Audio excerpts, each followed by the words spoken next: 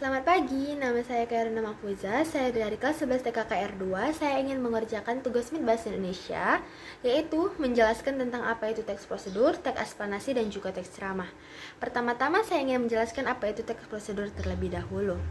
Teks prosedur adalah teks yang menyajikan langkah-langkah kegiatan berupa tahapan untuk menghasilkan sesuatu.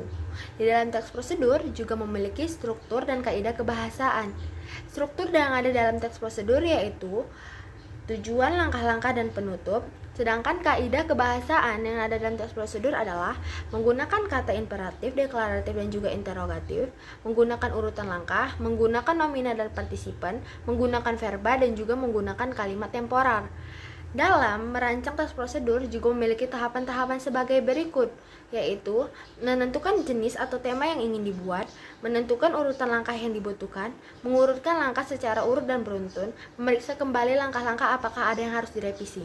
Hanya itu yang dapat saya sampaikan untuk mengenai teks prosedur tersebut. Selanjutnya, saya akan menjelaskan apa itu teks eksplanasi. Teks eksplanasi adalah teks yang berisi pertanyaan mengapa dan bagaimana sesuatu dapat terjadi. Entah itu tentang fenomena alam, ilmu pengetahuan, sosial, budaya, dan segala sesuatu yang dapat terjadi. Di dalam teks eksplanasi juga mempunyai struktur dan kaidah kebahasaan.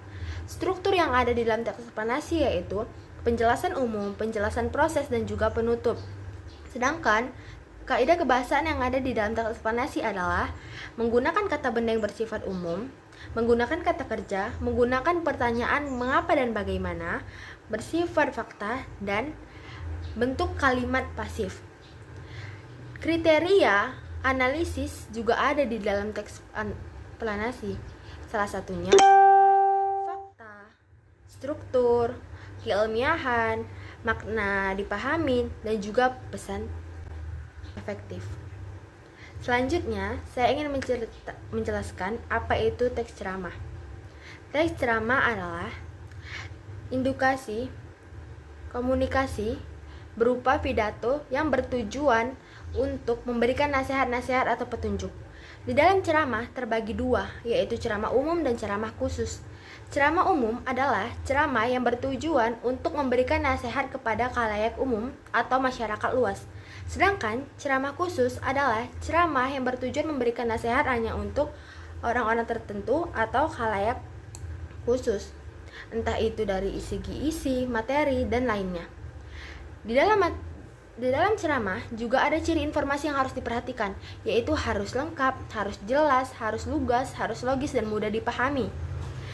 Sebagai penceramah juga diperhatikan hal-hal sebagai berikut, yaitu menguasai materi, menampilkan penampilan yang menarik, berbicara singkat, padat, dan jelas, menggunakan intonasi dan mimik wajah yang tepat, menggunakan gerakan tubuh yang wajar, mengendalikan ketegangan, berbahasa baik dan benar, tidak terfokus pada teks.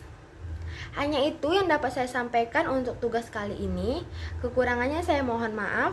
Terima kasih.